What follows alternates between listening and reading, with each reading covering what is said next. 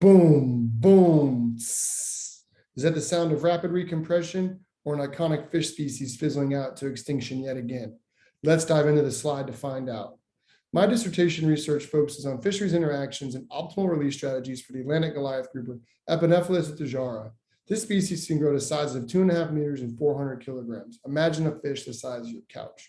Goliath grouper are known to use their swim bladders to produce a loud, low-frequency boom sound that are important for communicating during reproductive spawning events and agnostic behaviors that have captured the attention of the Department of Defense. Once broadly distributed across subtropical waters of the Atlantic Ocean, Goliath grouper were heavily overexploited in the 1950s to 1980s that led to a collapse of the populations, resulting in a protected status at both the state and federal levels in 1990. Their protected status has created an absence of historical landings data and no valid estimate for fishing mortality for Goliath grouper, which has caused all recent attempts at a formal stock assessment to fail. Yet the state of Florida recently reopened harvest of juvenile Goliath grouper without these crucial management metrics. The metric of my current focus is fishing mortality, particularly how it pertains to barotrauma with Goliath grouper.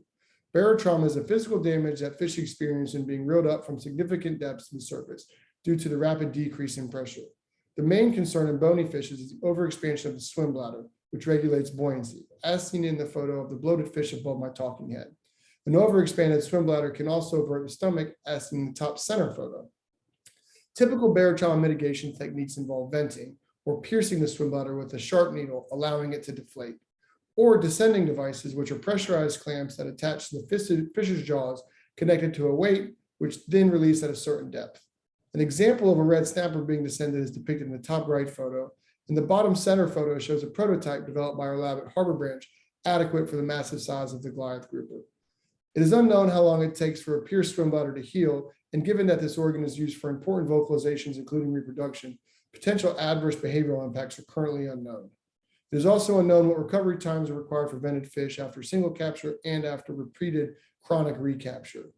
Improper barotrauma mitigation results in floating fish, as seen in the center middle photo of a floating adult Goliath grouper being predated upon by a large shark, an unnatural interaction that needs to be accounted for in the missing mortality estimates. The top left plot shows a depth profile from an electronically tagged Goliath grouper over the course of a week that was released after venting.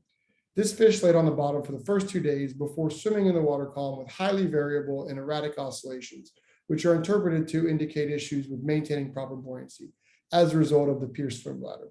By about day 6, the depth seemed to stabilize and match more closely with the bottom left-hand plot, which shows depth profile of a Goliath grouper released from our prototype descender rig. This bottom plot shows much less variability, suggesting a recovered and more natural activity.